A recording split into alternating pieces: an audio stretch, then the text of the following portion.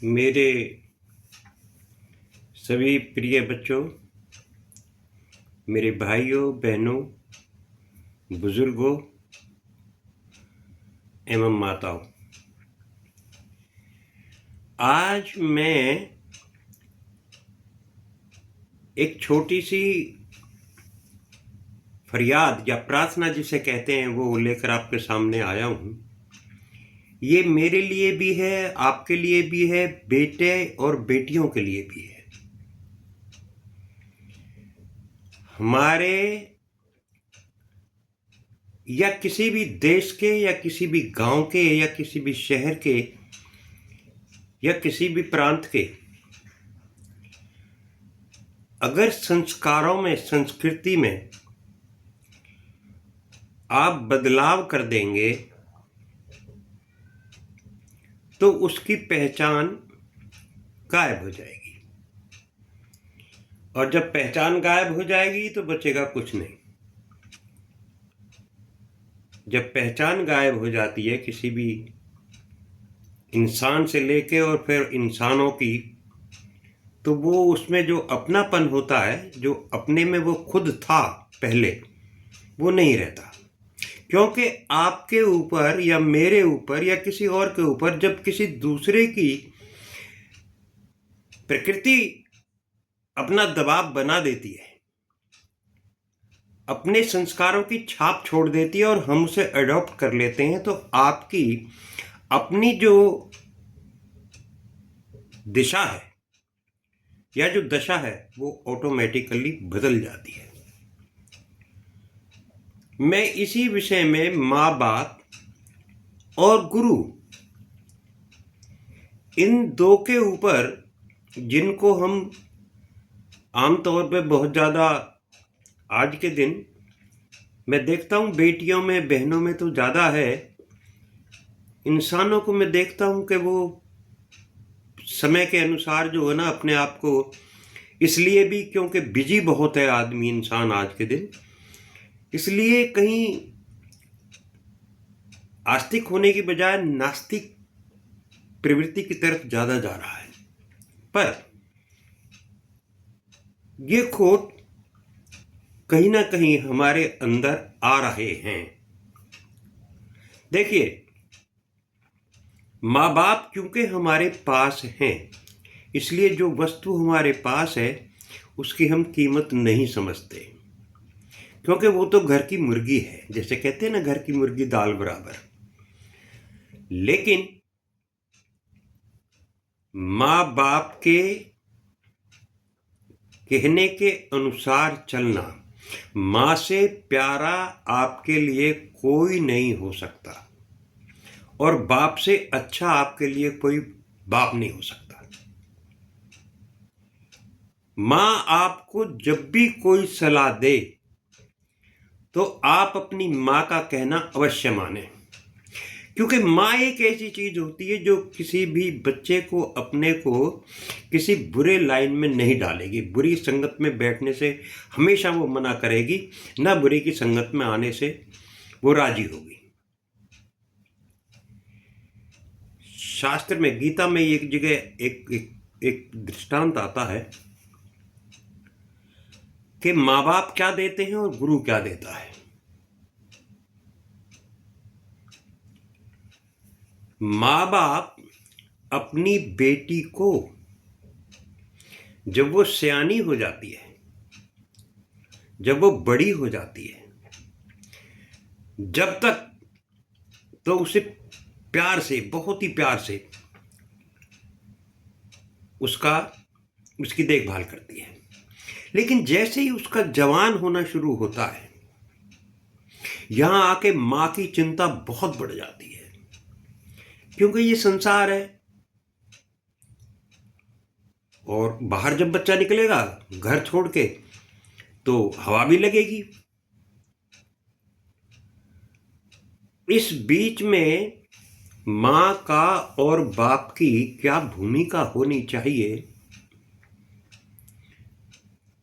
कि ऐसा दृष्टांत देते हैं वो गुरु के और उसके माँ के और बाप के बारे में कि माँ बाप जब तक अपनी कंवारी बेटी को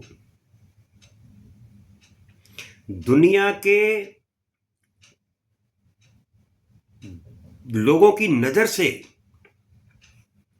दुष्ट प्रवृत्ति के लोगों से या बच्चों से बचा के, संभाल के और जवानी तक, अर्थात जब तक उसका हाथ उसके पति के हाथ में ना थाम दे,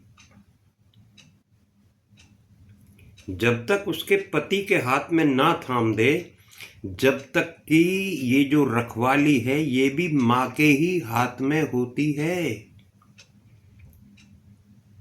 और वही नारी जो है ना, वही जब नारी का रूप ले लेती है शादी के बाद, तो वही लड़की जो है, वही बच्ची जो है, वो पतिव्रता कहलाती है।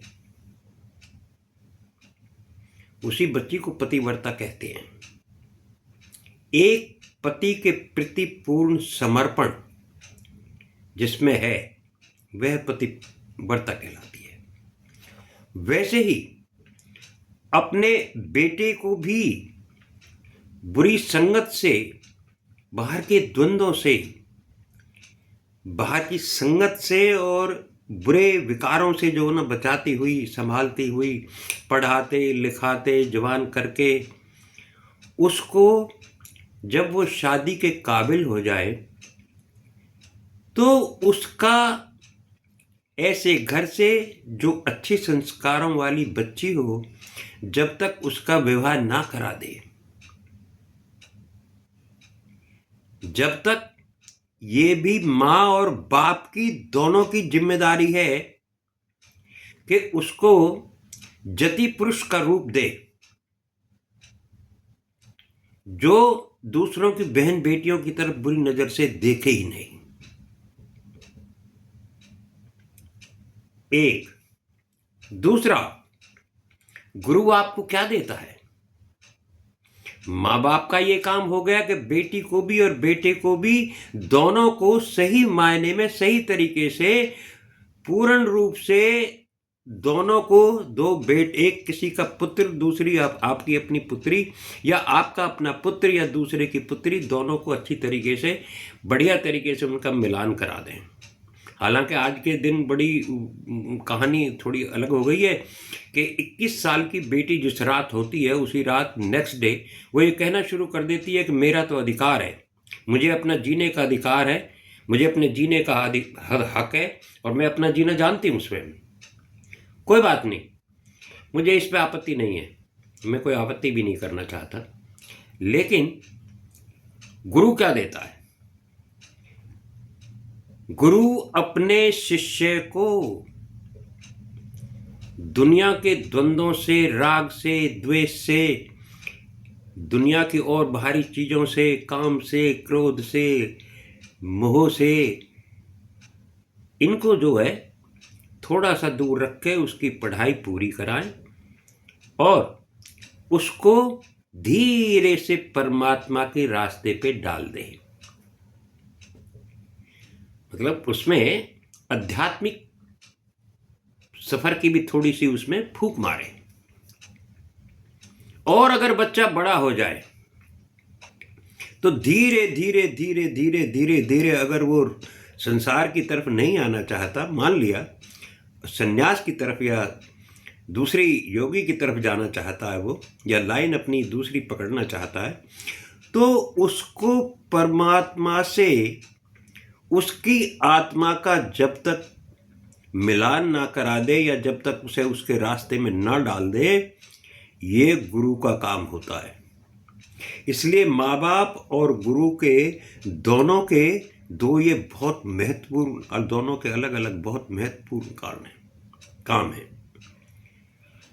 माँ बाप अपने बेटे को और अपनी बेटी को वहाँ तक पहुँचाए जहाँ तक मैं बता रहा हूँ, और गुरुजी तो वो करते ही हैं। गुरुजी के पास तो जो चला जाता है उसको अपनी राह में जोड़ लेता है वो, और परमात्मा के रास्ते में उन्हें लगा देता है। आज का मेरा इतना ही कहना था। आप इस पे ध्यान रखेंगे, अगर आप कुछ कर सकते हैं तो मेहनत कीजिए बच्चों के साथ, और उन्हें ये जो इधर उधर के जो जो व्यवहार है ना, जो आज के दिन जो माहौल बना हुआ है, बड़ा डरावना माहौल है। भगवान इससे बचा के रखो बच्चों को, नहीं तो न तू मेरा न मैं तेरा। इससे पहले कि बहुत आगे बढ़े हम, ये शुरुआत में ही हो जाएगा, क्योंकि आज के दिन जो देखा जा रहा है वो कोई अच्छे संकेत नहीं है, न बच्चों में और न शिष्यों में ही। आज के लिए मुझे इतना ही कहना था आपसे। आपका बहुत बहुत धन्यवाद। भारत माता की जय। जय हिंद, जय हिंद की सेना।